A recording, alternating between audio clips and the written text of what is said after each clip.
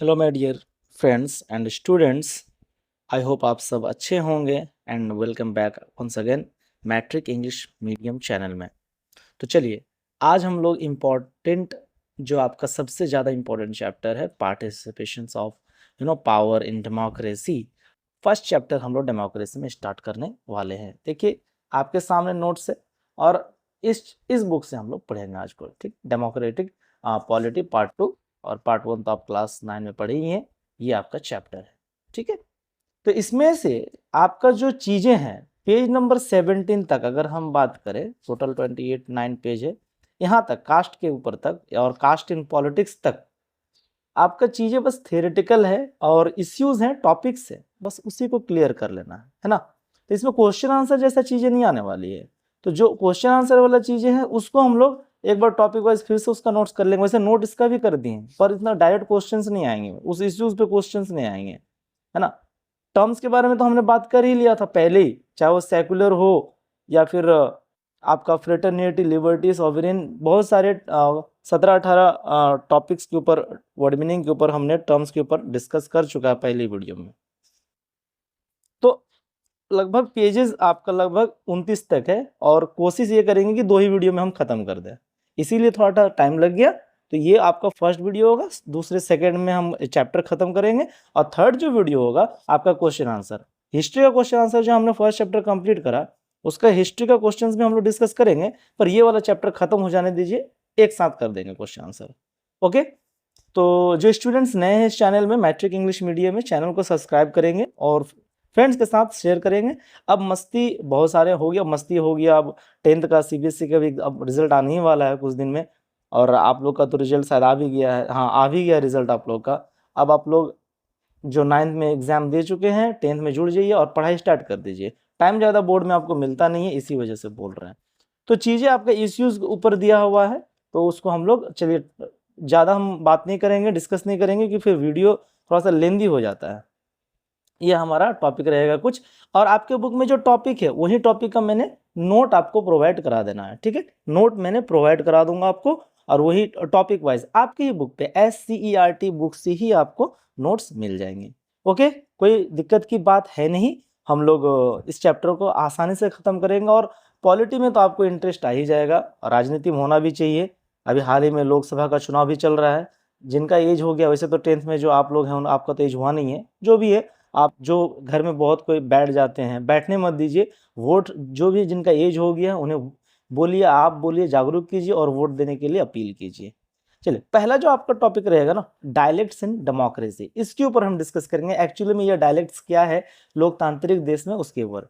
तो बुक का इसमें ज़रूरी है नहीं, जब ज़रूरी होगा तो मैं खुद आपको दिखा दूंगा। आप फिलहाल मेरे नोट्स में ही राइटिंग, क्योंकि आपको शायद समझ में ना आए तो कुछ दिन में आदत लग जाएंगे आपको। फिलहाल जो है आपको ऐसे ही समझा देंगे, हम पढ़ करके ही सुनाएंगे। चलिए, डायलेक्ट्स इन डेमोक्रेसी का जनरली जो मीनिंग होता है वो क्या है। चलिए, डायलेक्ट मतलब होता है जनरली लैंग्वेज, या फिर वैसा वेरिएशंस इन सोशल बैकग्राउंड। अलग अलग बैकग्राउंड से लोग आते हैं लोकतांत्रिक देश में। आपको भी पता है कि हमारा जो देश है बहुत ज़्यादा विविधता से भरा हुआ है ना, डाइवर्स डाइवर्स कंट्री है। तो इसमें आपका हम लोग जनरली पढ़ेंगे किसके बारे में, डायलेक्ट्स इन डेमोक्रेसी के बारे में। सबसे पहले हम बात करेंगे discrimination with the Hindi speaking regions people. आपका जो पहला टॉपिक दिया हुआ ना, नॉर्थ इंडियन, उत्तरी भारतीय लोगों के साथ जो डिस्क्रिमिनेशन होता है, भेदभाव होता है, जो बाहर लोग मजदूर काम करने जाते हैं, उसके ऊपर आपका इश्यूज दिया हुआ है आपके बुक में, तो उसके बारे में हम बात कर रहे हैं। Discrimination with Hindi speaking regions people, specially Bihar and UP.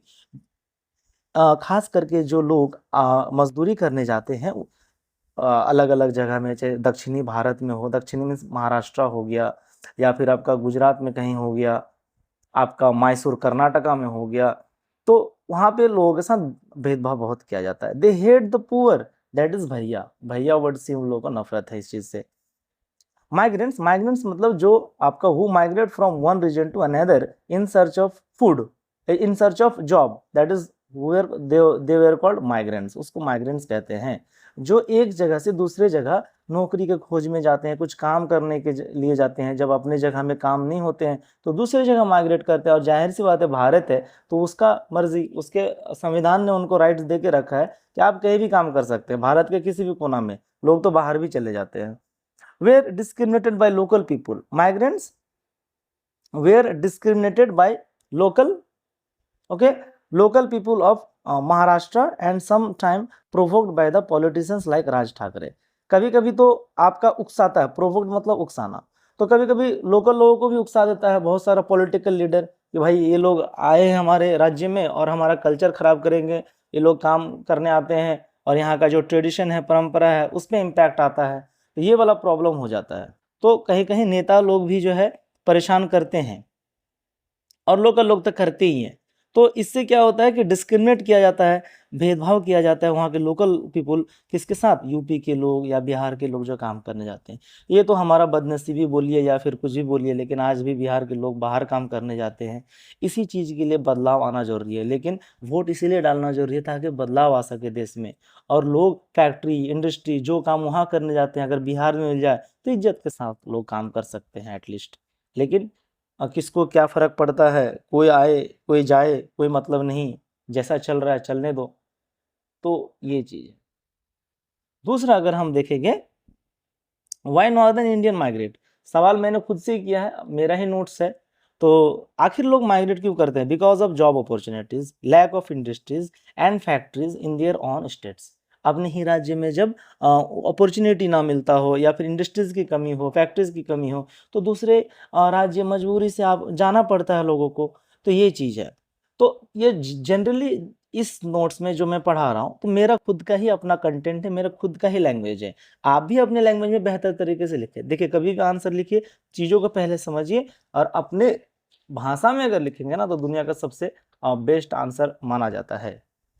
So basically here we can see the regional discrimination. तो यहाँ पे क्या हुआ, हम लोग रीजनल डिस्क्रिमिनेशन हम लोग को देखने को मिल रहा है।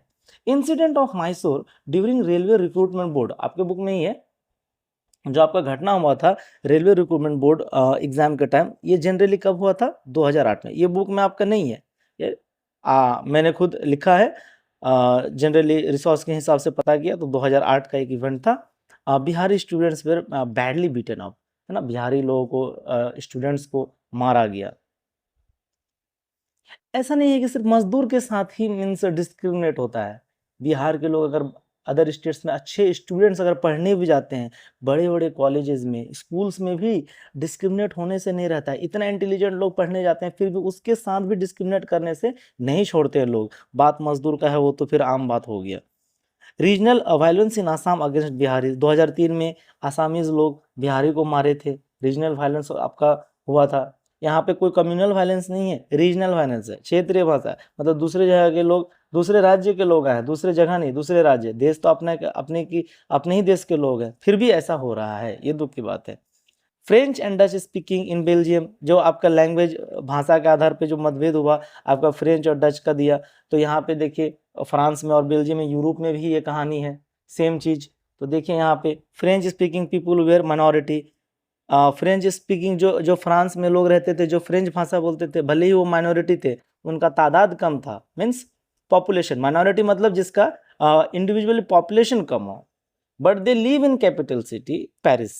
फ्रेंच बोलते थे और वो लोग कहाँ रहते थे? पेरिस में। And where prosperous and well educated, वो लोग अमीर थे, पावरफुल थे, पढ़े लिखे लोग थे। कौन? जो फ्रेंच भाषा बोलते थे। While Dutch speaking were in majority instead of they were poor, और डच लोग जो थे भले वो मेजॉरिटी में थे लेकिन फिर भी वो गरीब थे। समझ में आई बात? तो ये अंतर था वहाँ पे। आगे चलेंगे हम लोग, बहुत सारा है तो इसको खत्म भी करना है, आप ही के लिए आसान होगा। उसके बाद कुछ आपका बुक में 4 इशू दिया हुआ, वो चारों इशू के बारे में हम बात करेंगे। Issue number 1, article 19 provides us right to freedom. सही बात है, आप आर्टिकल जो है 1 से लेकर के 30 तक याद कर लीजिएगा। ये आपका समझ लीजिए SW है, 1 से 30 तक आप आर्टिकल याद कर लेंगे पॉलिटी में। पता नहीं पेन काम नहीं कर रहे से। Article 19 provides us right to freedom. अब आर्टिकल 19 के तहत सभी नागरिक को भारत के आज़ादी है एक जगह से दूसरे जगह जाने का। कोई अगर बंदा बिहार का है तो वो महाराष्ट्र में काम कर सकता है, कोई महाराष्ट्र का आदमी है तो वो कर्नाटका में काम कर सकता है, उसमें कोई दिक्कत की बात है नहीं। फिर भी एक समय में आपको क्षेत्रीय जो मतभेद है, जो रीजनल वायलेंस है, वो देखने को मिलती है, जो डिस्क्रिमिनेशन है, वायलेंस है, वो देखने मिलता है। Any citizens can live and work in any region और स्टेट्स ऑफ इंडिया। ये इश्यू नंबर का मैं कंक्लूजन दे रहा हूँ। Article 15 also prohibited discrimination. Article 15 के तहत किसी के साथ आप मतभेद तो कन्फ्लिक्ट हो गया, भेदभाव नहीं कर सकते हैं आप। आर्टिकल 15 के तहत हमारे कॉन्स्टिट्यूशन में लिखा है कि आर्टिकल 15 जो है आपका जो भेदभाव है वो रोकता है। एक मूवी है आर्टिकल 15, आप उसको देख जरूर लीजिएगा। आयुष्मान खुराना उसमें एक्टर है, बहुत अच्छी मूवी है। वो आपका तमिलनाडु के केस के ऊपर शायद बताया है कि वहाँ पे डिस्क्रिमिनेशन किस लेवल पे होता है ना, या फिर हुआ है बहुत सारे लोगों के साथ। इशू नंबर 2 में देखेंगे आप, तो यहाँ पे तो आर्टिकल 19 और 15 के बारे में डिस्कस किया गया, और उनके वो क्यों है आर्टिकल 19 और 15 मैंने बता दिया। Article 19 means any citizens can what move from one place to another for any job और सेटलमेंट। कोई भी इंसान इंडिया के किसी भी कोने में जा करके रह सकता है, काम कर सकता है, उसमें कोई दिक्कत की बात है नहीं।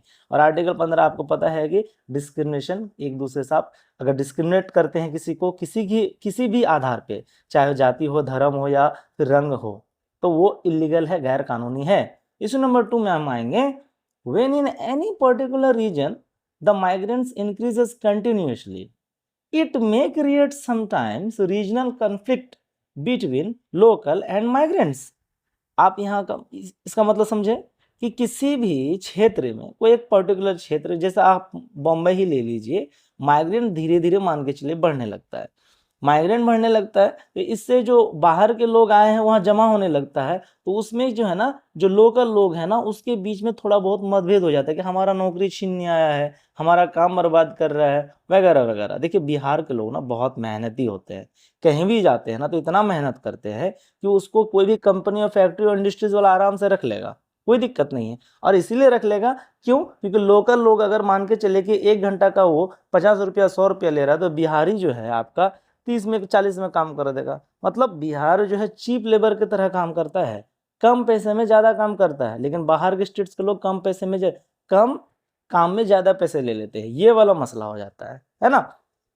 It may create sometimes regional conflict between local and migrants. Sometimes it turns into violence. और कभी कभी तो मान के चलिए कि वो दंगा का भी रूप ले लेता है जब बात बड़ा हो जाता है। तो जैसे कि माइग्रेंट्स का प्रॉब्लम ये होता है अक्सर, जैसे मान के चलिए कि हम बिहार में रहते हैं, मान लेते हैं कि रहते ही हैं बिहार में।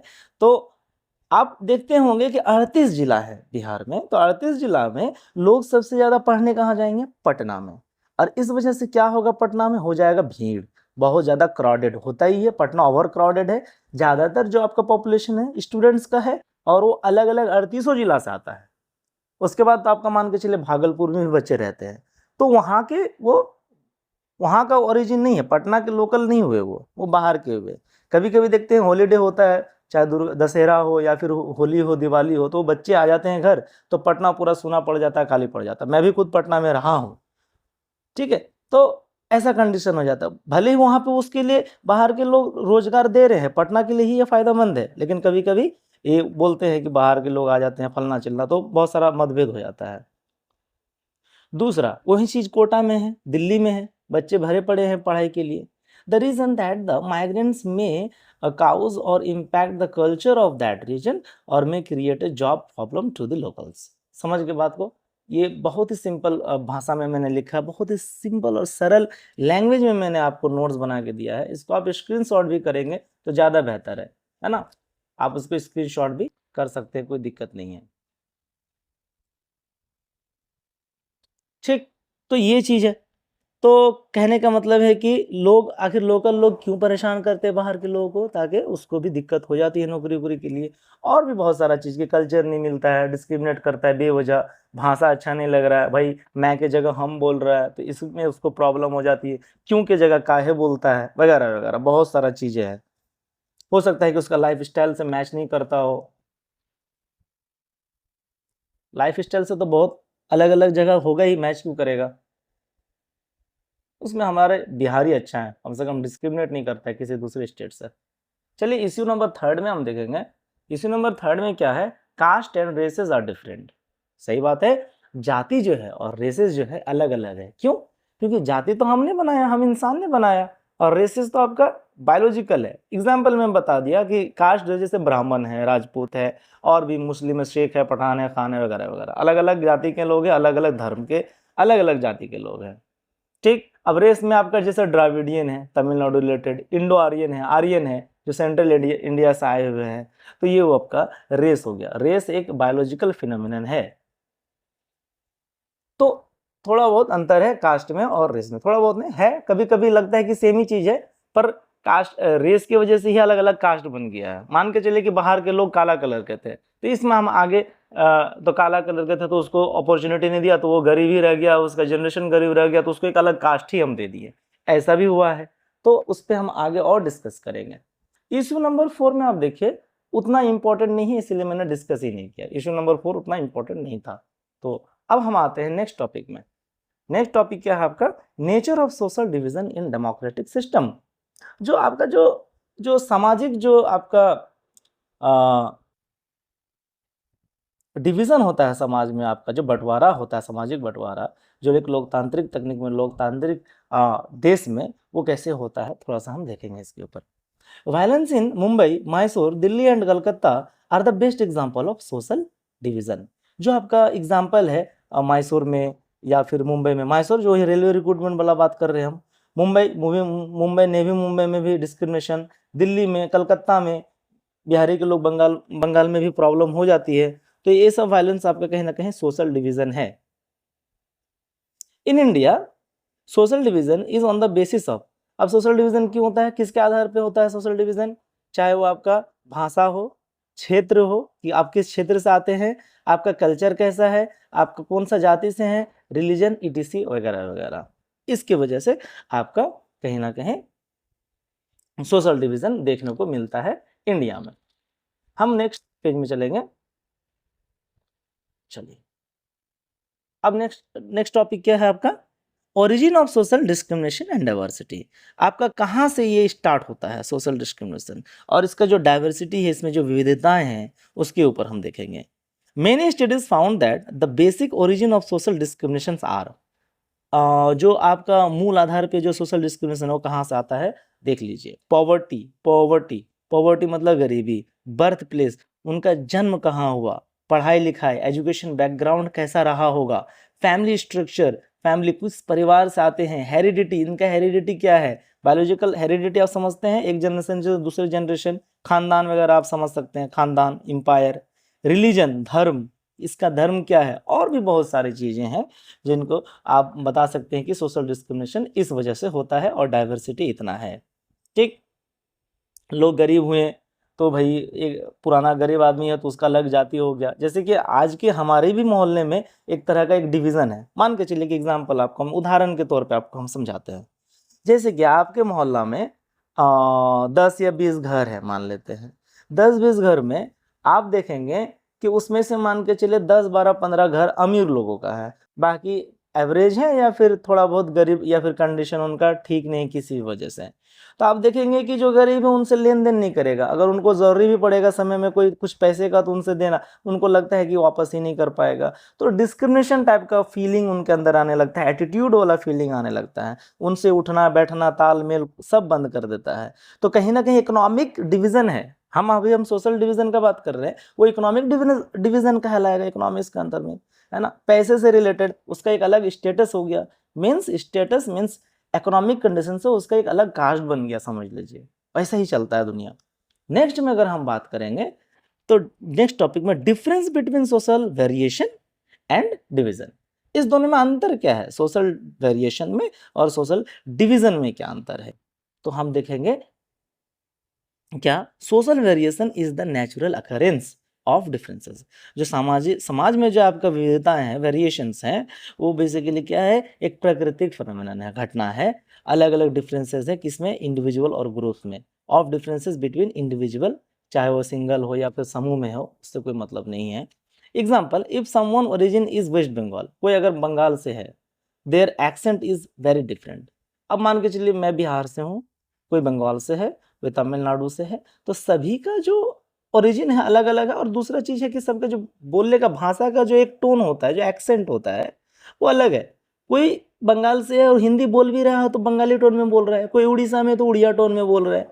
मैं बिहार हूँ, भले ही मैं कोई दूसरा भाषा बोल रहा हूँ तो शायद हो सकता है कि मुझे लोग जज कर लेने, ये बोल तो रहा है पर ये बिहार से है ना। तो मेरा जो टोन है, हम जिस बीच में रहते हैं, जिस राज्य में रहते हैं, जाहिर सी बात है वो वैसा ही मेरी हमारे ही जैसा स्टेट का कल्चर होगा। मैं रहता हूँ बिहार में, तो ऐसा थोड़ी ना है कि तमिलनाडु और केरल का कल्चर और केरल का एक्सेंट रहेगा मेरा, वो तो फिर जबरदस्ती वाली बात होगी, कॉपी करेगा तो अलग बात है। पर नेचुरली जो आपका एक्सेंट है, आप जहाँ पे रहते हैं वैसा ही होगा। बात समझ में आ गई आपको? तो ये चीज है आपका बेसिकली मेन जो आपका अंतर है सोशल वेरिएशन और सोशल डिवीजन में, एक आपको उदाहरण देते हुए मैं समझाने का कोशिश कर रहा हूँ। ठीक है, नेक्स्ट टॉपिक में हम चलेंगे। अब देखिए क्या है यहाँ पे, while on the other hand, दूसरी तरफ अगर देखेंगे, social division is the result of the exploitation, marginalisation और suppression of any group based on the language, religion, caste, etc. अब बहुत इंपॉर्टेंट बात है ये बहुत ध्यान से आप इस चीज को समझेंगे। क्या लिखा गया यहाँ पे कि सोशल डिवीजन जो है आप क्यों हुआ, उसका कारण रहा होगा इतिहास में कि किसी के साथ बहुत बहुत ज्यादा शोषण हुआ होगा, है ना, या मार्जिनलाइजेशन। मार्जिनलाइजेशन मतलब जब हम अपने ग्रुप से किसी को अलग कर देते हैं। एक सॉलिड एग्जांपल मैं आपको बताता हूँ। जैसे कि एक नॉर्मल सा फैमिली है, 3-4 भाई बहन है वो लोग, है ना, बहुत खुशी से रह रहे हैं, एकदम घमंड के साथ रह रहे हैं। मान के चलिए कि ट्रांसजेंडर का जन्म किसी के फैमिली में हुआ। ट्रांसजेंडर आप समझते हैं ना, अदर्स जिसको हम बोलते हैं, ट्रांसजेंडर बोलना गलत बात है। अदर अदर जो आपका सेक्स है, सेक्स मेल और फीमेल होता है, हम थर्ड सेक्स के बारे में बात कर रहे हैं, अदर सेक्स के बारे में बात कर रहे हैं। तो मान के चलिए कि नॉर्मल परिवार से ही आते हैं, तो नॉर्मल परिवार से आते हैं तो उसको हम क्या करते हैं, मार्जिनलाइज कर देते हैं, उसको हम परिवार से हटा देते हैं। अगर हम नहीं हटा तो खुद हट जाता है, या फिर हमारा समाज ही इस तरह का कंजर्वेटिव है, रूढ़िवादी है कि वो खुद इतना ज्यादा परेशान करते हैं कि उसको मजबूरन हटना पड़ता है। उसको हम मार्जिनलाइजेशन कहते हैं। जब हम अपने ग्रुप के जैसा ट्रीट नहीं करते हैं, किसी को हम अलग करते हैं, that is marginalisation. Like example is Dalit. Okay.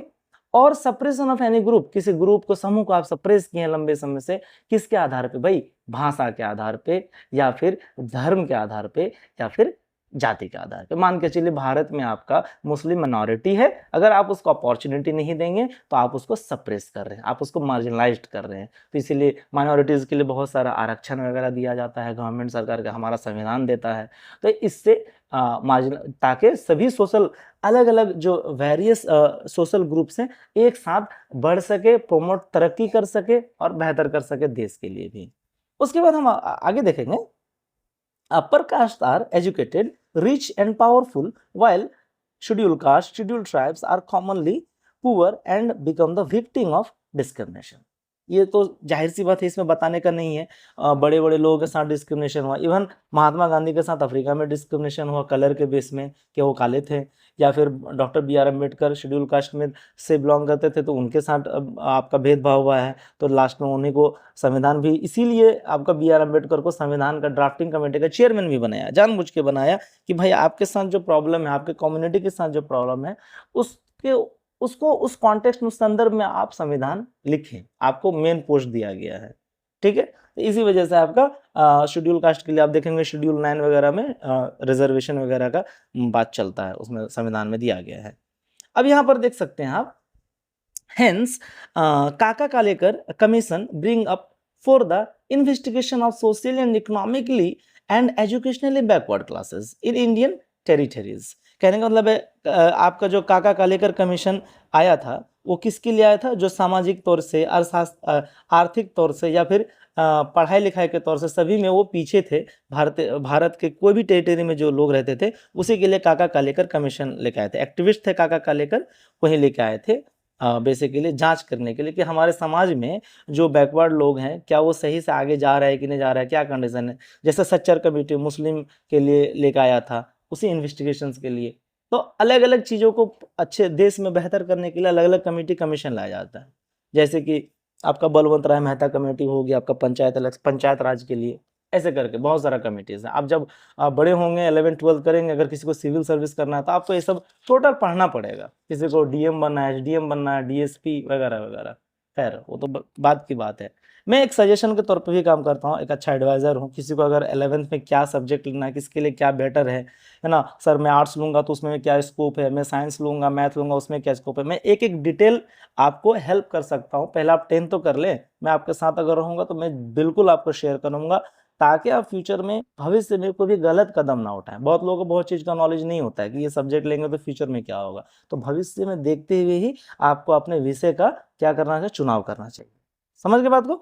आगे चलते हैं नेक्स्ट टॉपिक में। And the Mandal commission for the reservation for OBCs, that is 27% by BP Mandal. BP Mandal भी आपका सांसद बड़े नेता थे, जो कि आपका आरक्षण के लिए काम किए थे। किसके लिए? Other backward classes, OBCs group के लिए, जिसको 27% रिजर्वेशन दिया गया था। तो ये आपका कहीं ना कहीं कम्युनिटी को, किसी को अपलिफ्ट करने के लिए लाया जाता है। The next topic is effect of caste on politics. जाति का क्या रोल है राजनीति में, भारत में जाति का क्या रोल है, बहुत ही इंपॉर्टेंट है ये।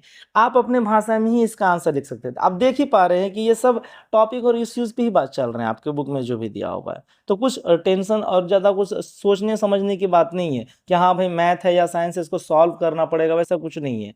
आप जिस जगह में रह रहे हैं उसी के बारे में ही बात हो रही है। हमारे समाज में क्या समस्या है, क्या समस्या चलते आ रहे हैं, उसी के बारे में बात हो रही है ना। तो हम अपने ही भाषा में इसीलिए लिख दिए हैं, कोई दिक्कत की बात नहीं है। Here we can take an example that the government in Bihar, ध्यान से सुनिएगा, यहाँ पे एक उदाहरण हम ले सकते हैं कि सरकार जो है बिहार में वो किस पे आधार है भाई, किस पे आधार है, इसलिए अंडरलाइन किए हैं, जाति पे आधार है, कास्ट पे आधार है ना। पॉलिटिक्स फ्रॉम मेनी डिकेड्स, सदियों से चला आ रहा है जाति के आधार पे। 2000 आपका एक सवाल करते हैं, झारखंड और बिहार का विभाजन कब हुआ, कब सेपरेट हुए झारखंड बिहार से, कब हुए, याद है आपको डेट? 2000 में हुए। कब हुए? 2000 ईस्वी में। आज 24 साल हो गया है ना, 24 साल हो गया आजाद होना। 15 नवंबर 2000 में अलग हुआ। 3 राज्य अलग हुआ था वैसे आपका 2000 में, एक छत्तीसगढ़ हुआ, एक बिहार हुआ, एक उत्तराखंड हुआ, यूपी से अलग हुआ था उत्तराखंड। तो ये जो अलग हुआ क्यों हुआ, उस समय आपका आरजेडी का ही सरकार था, लालू यादव का, ठीक है, तो उस समय अलग हुआ था। तब फिर 2000 आपका जो 6 है वहां पे नीतीश कुमार का एंट्री होता है। Politics from many decades. अब देखिए RJD is a regional party of Bihar dominated by Yadav caste, है ना, यादव कास्ट डोमिनेटेड है। आरजेडी राष्ट्रीय जनता दल, जो कि सुप्रीमो था लालू यादव, और आज के डेट में आपका उनका बेटा तेजस्वी यादव, जो कि डिप्टी सीएम भी रह चुके हैं। और अभी तो खैर उनका सरकार है नहीं, क्योंकि हमारा नीतीश जी जो है, नीतीश कुमार जी, वो बीजेपी के साथ मिले हुए हैं, इसलिए उनका नाम पलटू राम भी रखा गया है। आप भी बोल सकते हैं, कोई दिक्कत की बात है नहीं। मंत्री या फिर नेता उतना साल तक नहीं रहना चाहिए कि हमें ये फील होने लगे कि नहीं ये मंत्री और नेता नहीं है, ये कोई प्रतिनिधित्व नहीं, ये राजा है। राजा ही ना लंबे समय तक रहते हैं, जब तक मर नहीं जाते हैं। हमारे देश का भी वही हाल है। किसी प्रतिनिधित्व को हम चुनते हैं तो ऐसा ऐसा टेक्निक यूज करते हैं कि भाई 20 साल, 30 साल, 40 साल, 50 साल रह जाते हैं। ऐसा ही होता है, ठीक है।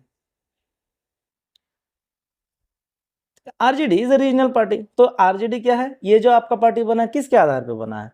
जाति के आधार पे बना है ना। मैं आरजेडी, मैं यादव हूं तो मैं यादव को वोट करूंगा, चाहे वो किसी भी टाइप का रिप्रेजेंटेटिव हो, प्रतिनिधित्व हो या कैंडिडेट हो, किसी भी तरह का नेता हो, हम जात पे ही वोट करेंगे। जिंदगी भर अगर जात पे वोट करेंगे तो कहाँ से अच्छा शिक्षा मिलेगा, हॉस्पिटल मिलेगा, रोड मिलेगा? ये दिक्कत की बात हो जाती है ना।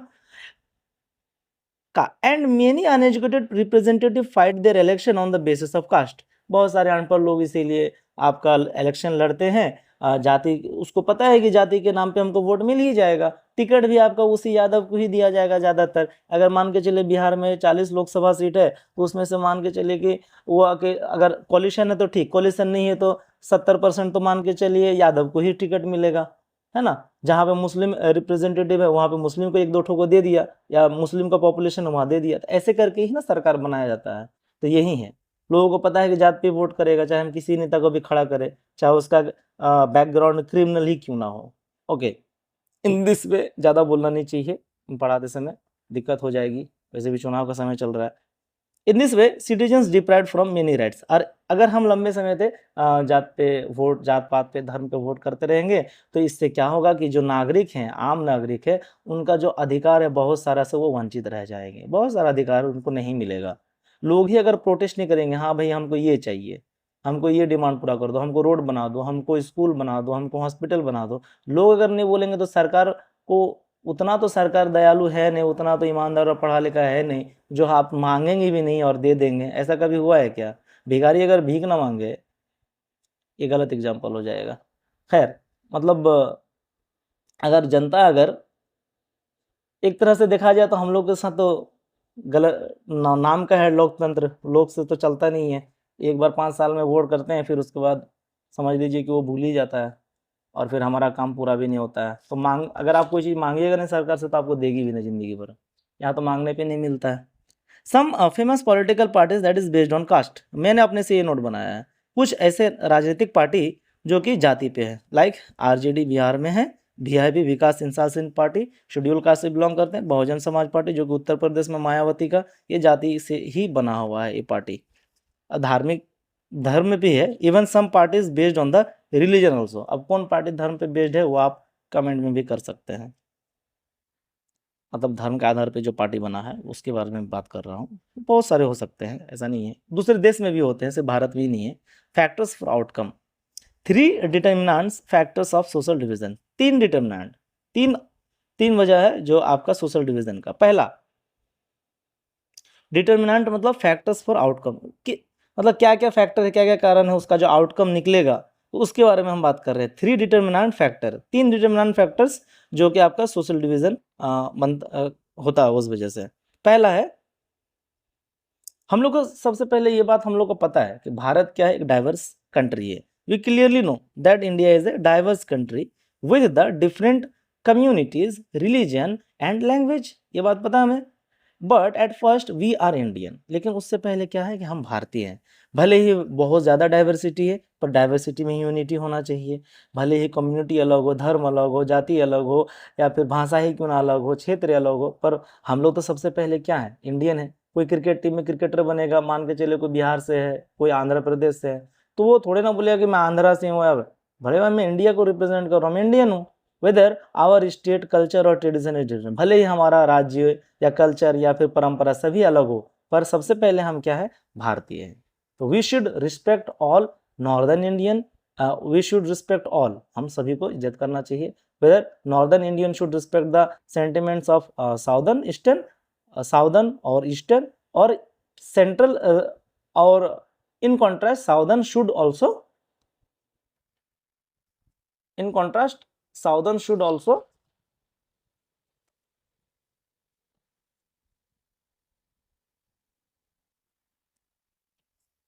respect the whole Indians, right?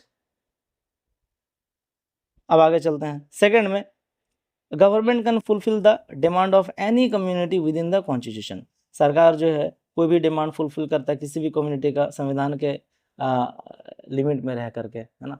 Over demanding can split the country, ज़्यादा डिमांडिंग होना जनता के लिए भी कहीं ना कहीं तोड़ सकता है, विभाजन कर सकता है, और may be disturb the harmony of the nation, और शांति को भंग भी हो सकता है।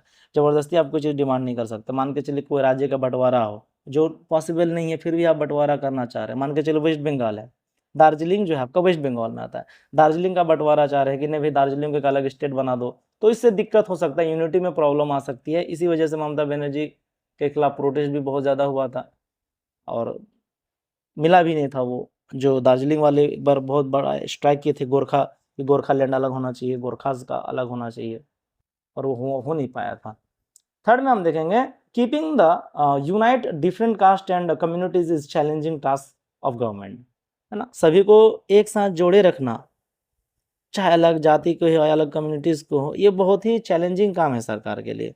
Our government give some reservation to Dalits, हमारा जो संविधान है, जो सरकार है, कुछ आरक्षण दलित को दिया ताकि, and also provide the opportunity to take participate in politics, और सिर्फ नौकरी में या फिर पढ़ाई में ही नहीं बल्कि राजनीति में भी कुछ कुछ दिया रिजर्वेशन, ताकि राजनीति में सरकार बनाने में भी मदद कर सके और अपने कम्युनिटी को बेहतर तरीके से फैसिलिटीज़ या फिर मदद कर सके किसी भी एंगल से।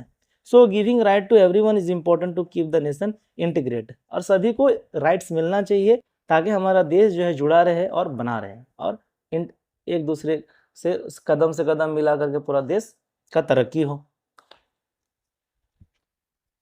नेक्स्ट चलेंगे हम, ये क्या है, कास्ट, रिलीजन और सेक्स डिस्क्रिमिनेशंस। चलिए अब हम caste religion play major role in politics. आपको पहले भी हम बोल चुके हैं कि जो कास्ट है, रिलीजन है, वो बहुत बड़ा रोल प्ले करता है राजनीति में। Deprived people can demand and participate in politics. जो लोग बहुत तरह का हक नहीं मिलता है, इग्नोर कर दिया जाता है, वो भी डिमांड कर सकता है और पार्टिसिपेट कर सकता है कहाँ पे, राजनीति में। ओके, और डिप्राइव्ड कौन रहता है आपको पता ही है, कमजोर लोग या फिर माइनॉरिटीज या फिर आपका एसटीज, एससीज, दलित। तो ये चीज़ है, इस पे ज़्यादा डिस्कस करेंगे ना हम लोग, कुछ खास इंपॉर्टेंट टॉपिक नहीं है।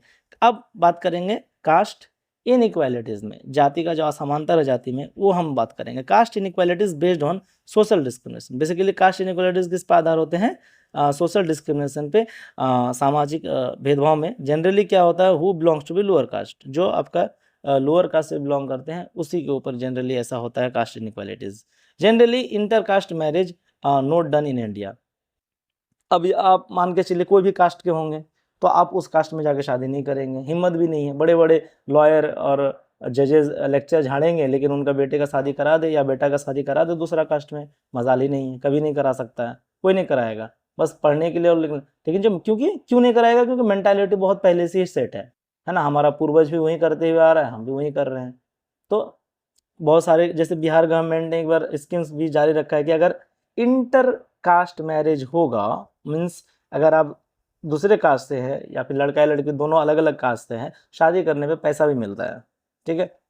तो लेकिन क्योंकि अब फैमिली नहीं मानेगा, समाज नहीं मानेगा, तो फिर मुश्किल हो जाता है ना इंटर कास्ट मैरिज। पर इंटर कास्ट मैरिज इंपॉर्टेंट है, फर्टिलिटी इंक्रीज करने में हेल्प करता है, बायोलॉजिकल कॉन्टेक्स्ट से बहुत अच्छा होता है inter caste marriage. Same group में आप लंबे समय तक अगर आप शादी करते हैं, चाहे एनिमल में, इंसान का मैं बात नहीं कर रहा हूँ, अगर एनिमल में भी आप बायोलॉजी में 11th या 12th में पढ़ेंगे, अगर रिपीटेशन होता है और सेम एंसेस्टर में रिपीटेशन होता है शादी का, तो उससे क्या होता है, इंटर स्पेसिफिक हाइब्रिडाइजेशन वाला चांस क्रिएट होता है। इंटर स्पेसिफिक डिप्रेशन काउज होता है, उससे उससे बहुत तरह की बीमारियां होगी धीरे धीरे, और लोगों में इम्यून सिस्टम भी बहुत खराब होता जाएगा अगर सेम एंसेस्टर में रिपीटेशन होगा मैरिज का। तो ये है। तो इंडिया शुरू से ही थोड़ा सा कास्ट से रिलेटेड प्रॉब्लम को अभी भी सॉल्व नहीं कर पाया है, आज भी कास्ट वाला प्रॉब्लम इंडिया में चलता है। अब सबसे इंपॉर्टेंट टॉपिक के बारे में बात करेंगे हम, वर्ना सिस्टम के ऊपर। ओके, सबसे इंपॉर्टेंट, देखिए वर्ना का मतलब ही क्या होता है, रंग, colour. Sanskrit word varna system are for hierarchical. Hierarchical मतलब लंबे समय से जो आपका पुराना है, हायरचियल डिवीजन है, एक तरह का बंटवारा है। To which people are divided, वहां पे लोगों को डिवाइड किया गया according to the what, skin, profession मतलब पेशा, काम, और इकोनॉमिक कंडीशन, अमीर और गरीब कितना है उसके आधार पे सबको अलग किया। और जनरली कितने पार्ट में अलग किया है वो आपको भी पता है, आप भी पढ़े ही होंगे कभी ना कभी, देख सकते हैं कितने में क्या। Varna system divided in four what groups. First one क्या है आपका, ब्राह्मण। दैट इज ब्राह्मण ग्रुप में आपका प्रीस्ट, पुजारी आएंगे, पंडित आएंगे, टीचर्स आएंगे, जो जनरली देखने में क्या होते थे, उसका कलर व्हाइट होता था, गोरे कलर के होते थे। दूसरे में क्या आएगा, क्षत्रिय। क्षत्रिय मतलब वॉरियर, एडमिनिस्ट्रेटर, जो राजपाट को चलाते थे, है ना, लड़ाई करते थे, युद्ध में जाते थे, बैटल में जाते थे, उसको बेसिकली उसका कलर क्या था, रेड था, kind of red colour, Lal colour, पता नहीं लाल कलर कैसा होता है आदमी। थर्ड नंबर में वैश्यास हैं, जो कि ट्रेडर होते थे, बिजनेसमैन, फार्मर, किसान वगैरह हो गया, वो थोड़ा येलोइश टाइप का, पीला कलर्स का डिनोट करते हैं इसको। तो और लास्ट में आपका जो आता है वो है Shudras, that is worker, artisans. Artisan समझते हैं आप, जो हाथ से छोटा मोटा चीजें बनाते थे। लेबर, वो कलर यहाँ पे क्या है, ब्लैक। तो यहाँ है ब्लैक, और ऊपर में सबसे ऊपर टॉप में कौन है, व्हाइट, बीच में आपका सांवला कलर सबका आ जाएगा, है ना। तो ऐसे करके कलर के ही बेस पे मार्क्स दिया, और कौन कितना अमीर था गरीब था पुराने जमाने में, उसके ऊपर भी कास्ट बनाया। तो कास्ट जो है आपका वो क्या है, मैन मेड है। सिंपली अगर हम सिंपल साधारण भाषा में समझेंगे तो हम इंसान ने ही जाति बनाया है, इंसान अलग नहीं है। बस रीजन अलग था, इसी वजह से कलर अलग हुआ और इस वजह से कास्ट बन गया। देखिए कुछ आपका फेमस रिफॉर्मर भी आए इंडिया में, ज्योतिबा फूले। सोशल रिफॉर्मर तो राजा राम मोहन से भी चालू हो गया था, सत्यशोधक समाज निर्माण किया था और कास्ट के खिलाफ लड़ाई किया था। गांधी जी हो गया, B.R. अम्बेडकर हो गया, पेरियर रामास्वामी हो गया जो साउथ से हैं। Raise the voice against what, caste inequalities, caste inequalities के खिलाफ वॉइस रेज किया, आवाज उठाया। B.R. अम्बेडकर नहीं होते तो शायद बहुत दिक्कत होती आज भी देश में, तो क्योंकि संविधान बन ही रहा था तो सबके फैसिलिटीज के लिए बना। Many people think that giving reservations are, बहुत लोगों को लगता है कि जो आरक्षण है आपका, एक बार स्क्रीनशॉट ले सकते हैं आप। इनइक्वालिटी, आरक्षण क्या है भाई, आरक्षण क्या शो करता है, इनइक्वालिटी विद द जनरल, मतलब जो जनरल कैटेगरी के लोग हैं उसके साथ कहीं ना कहीं असमांतर होता है, भेदभाव होता है, क्योंकि रिजर्वेशन आपका किसी खास कम्युनिटी को आप देते हैं। इनइक्वालिटी विद जनरल कैटेगरीज और अपर कास्ट, जो बड़े कास्ट हैं उनको जनरल कैटेगरी के आते हैं, तो जनरल कैटेगरी के आते हैं तो उनको रिजर्वेशन नहीं मिलता है। But what about the 1000 years exploitation towards Shudras, लेकिन क्या उस चीज का क्या, SC के बारे में या फिर STs के बारे में जो हजारों सालों से उसके साथ शोषण किया गया, एक्सप्लॉयटेशन किया गया। अरे संविधान आपका 1950 में ना बना, मान के चलो 1950 में ना लागू हुआ है, इफेक्टिव हुआ, तब से ना STs SCs को इंडिया में थोड़ा बहुत बेनिफिट मिल रहा है। ये तो सिर्फ आपका 74-75 साल की बात है, लेकिन हजारों साल से जो उसके साथ एक्सप्लॉयट हुआ उसका क्या, तब तो आप वहां के बारे में बात नहीं करते हैं। आपको एक नौकरी नहीं मिला तो आपको परेशानी हो गया, और यहाँ पे नौकरी मिलने के बाद भी गाली खाता है। SDM SP जो अगर छोटे कास्ट के है ना, ऑफिसर बनने के बाद भी उसके साथ एक्सप्लॉयट होता है, कास्ट के ऊपर बात होती है। इसलिए मैं बोल रहा हूँ आर्टिकल 15 मूवी देखिए, तो आपको यहाँ पे आपको बहुत दिक्कत हो गया कि भाई इक्वालिटी का, हमारा संविधान इक्वालिटी का ही बात कर रहा है और यह रिजर्वेशन भी दे रहा है। रिजर्वेशन इसीलिए दे रहा है ताकि समाज को प्रमोट कर सके, बराबर करे। बराबर तो कभी होगा नहीं जब तक कि कास्ट का मेंटालिटी आपका बना रहेगा। पहले तो हमारा मानसिक ही खराब है, मेंटालिटी ही खराब है, उसको ठीक करना पड़ेगा तभी कास्ट खत्म होगा। किताब में चीजें लिख देने से हर चीज नहीं बदल जाता है। हमारा जो मानसिक तौर पे हम कहीं ना कहीं बीमार हैं, उसको ठीक करना पड़ेगा तभी देश ठीक होगा। शूद्रास डिप्राइव्ड ऑफ एजुकेशन, जो लंबे समय से जो शूद्रास हैं वो ना तो आपका एजुकेशन से डिप्राइव्ड था, वंचित था पढ़ाई लिखाई से, चाहे वो आपका आर्थिक इकोनॉमिक डेवलपमेंट हो, चाहे वो इकोनॉमिक डेवलपमेंट हो या फिर फ्रीडम ऑफ ऑक्यूपेशन, कोई भी तरह का काम करने का आज़ादी हो, या अर्बनाइजेशन, गांव को शहर में बदलने का जो ताकत हो, वो हर चीज़ का जो फ्रीडम था, लिबर्टी था, वो बिल्कुल नहीं था शूद्रास को, तो वो कहाँ से आगे बढ़ेगा। दूसरा, like in Europe slavery system was much prevalent in US and in European countries. जैसे कि हमारे देश में आपका क्या था, वर्ना सिस्टम बहुत फेमस था, 4 कैटेगरीज में काटा था। वैसे ही ऐसा नहीं कि हमारे ही देश में कंडीशन खराब था, यूरोप में भी वही कंडीशन था जो आज के देश में, आज के डेट में यूरोप एक डेवलप्ड कंटिनेंट के रूप में है, तो वहां भी वही सिस्टम था, स्लेवरी, गुलाम वाला सिस्टम था। स्लेवरी, गुलाम को, आदमी को खरीदा जाता था, बेचा जाता था, ह्यूमन ट्रैफिकिंग कहते हैं इसको। ह्यूमन ट्रैफिकिंग इंडियन कॉन्स्टिट्यूशन में एकदम बैंड है, ह्यूमन ट्रैफिकिंग, जो इंसान को खरीदता बेचता था। तो अमेरिका वाला खरीद लेता था, ला करके उसको मारता था जानवर की तरह, गलत उसके साथ जितना हद तक इंसान के, आप जानवर के साथ भी उतना क्रिएलिटी नहीं कर सकते हैं जितना इंसान के साथ किया जाता था। इसके ऊपर तो बहुत सारे मूवीज बने हैं, है ना। उसको, उसके खिलाफ बोलने वाला, जैसे नेल्सन मंडेला अफ्रीका के जो राष्ट्रपति बने थे, है ना, 1994 में, तो एक एक बड़े बड़े लीडर लड़ाई किए हैं इस चीज के लिए। तो स्लेवरी सिस्टम को खत्म करने के लिए अब्राहम लिंकन, दुनिया का सबसे, अगर मेरे नजर से अगर सबसे ग्रेटेस्ट पॉलिटिशियंस अगर मैं मानता हूँ या राष्ट्रपति, तो मेरे नज़र में अब्राहम लिंकन है। एक बार उनका बायोग्राफी पढ़ लीजिएगा आप, तो बेहतरीन है, दुनिया के सबसे टॉप मोस्ट इन्फ्लुएंसिंग बुक में से एक है अब्राहम लिंकन का बायोग्राफी।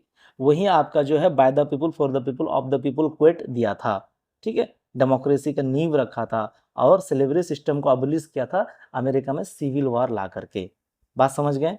तो नॉर्थ अमेरिका और साउथ, नॉर्थ जैसे यूनाइटेड स्टेट है, यूनाइटेड स्टेट का नॉर्थ पार्ट और साउथ पार्ट दोनों में लड़ा हो गया था। साउथ पार्ट चाह रहा था कि क्या, स्लेवरी सिस्टम कायम रहे। नॉर्थ पार्ट में आपका अब्राहम लिंकन था, वो चाहता था नहीं हो, तो अब्राहम लिंकन जीत गया था, तब स्लेवरी सिस्टम खत्म हो गया था। System was much prevalent in US and European, they were beaten up and humiliated, बहुत बुरी तरीके से मारा जाता था, ह्यूमिलिएट किया जाता था। Okay, same as in India had done with the Shudras, वैसा ही जैसे कि आपके शूद्रास के साथ हुआ था। They were and same as in India had done with the Shudras. मैं अपनी ही लैंग्वेज में लिखा हूँ, कोई इंटरनेट और बुक्स नहीं, कोशिश किया हूँ कि बेहतर तरीके से इजी लैंग्वेज में सिंपल भाषा में समझा सकूँ, दैट्स वाई। नेक्स्ट अगर आप अब चलेंगे, हाँ यहाँ पे कुछ इस तरह से आज के डेट में शूद्रास जो है, Shudras are still engaged in manual scavenging. Manual scavenging मतलब क्या होता है? गंदगी साफ करना, ड्रेन साफ करना, नाली साफ करना, कचरा साफ करना, उसको मैनुअल स्कैवेंजिंग कहते हैं। एटलीस्ट हम उसे रिस्पेक्ट तो दे ही सकते हैं ना। अगर आप किसी का मदद नहीं कर सकते हैं, एटलीस्ट रिस्पेक्ट तो आप कर सकते हैं। We should treat the like human not animals, ये कंडीशन है। आज अगर शूद्रास या फिर शेड्यूल कास्ट अगर प्रोटेस्ट करता है कोई भी नगर निगम में, तो नाली और आपका जो बारिश होती है वो जम जाता है, रोड नाला खराब हो जाता है, ये कंडीशन है। तो खत्म हो गया लग रहा है, ये यहाँ तक आज लास्ट टॉपिक था, शूद्रास तक में वर्ना सिस्टम आपका लास्ट टॉपिक था। उसके बाद नेक्स्ट वीडियो में हम लोग और बात करेंगे। तो हमें ये चीज समझना पड़ेगा कि रिजर्वेशन क्यों आया और कास्ट इनइक्वालिटीज का क्या हमारे देश में इन्फ्लुएंस है, प्रभाव पड़ा, और क्या हमारा और हम किस तरह से सोचते हैं कि इसे कैसे खत्म किया जाए। एक एक चैप्टर में, हर चैप्टर में क्लास 7-8 में भी सीबीएसई में ये सब दिया हुआ है, कोई बड़ा बात नहीं है। तो आपको समझ में आ गया कि ये थियोरेटिकल है, इश्यू पार्ट है, तो आपको ये चीज समझना होगा। आप अपने भाषा में लिख सकते हैं, एग्जाम में अगर कुछ आ भी जाता है तो इस कदर समझिए, कुछ कुछ आप टर्म्स इस्तेमाल कर लीजिएगा तो आपका जो आंसर राइटिंग वो बहुत खूबसूरत हो जाएगा। Manual scavenging, Shudras, slavery systems, humiliated, तो ये सब चीजें हैं जो आपको बेहतर मार्क्स दिला सकता है। तो डियर फ्रेंड्स, आपके लिए फिर हम लोग नेक्स्ट वीडियो में हम लोग मिलेंगे पार्ट 2 में। तब तक के लिए take care, goodbye. Channel को सब्सक्राइब ना करना भूलें।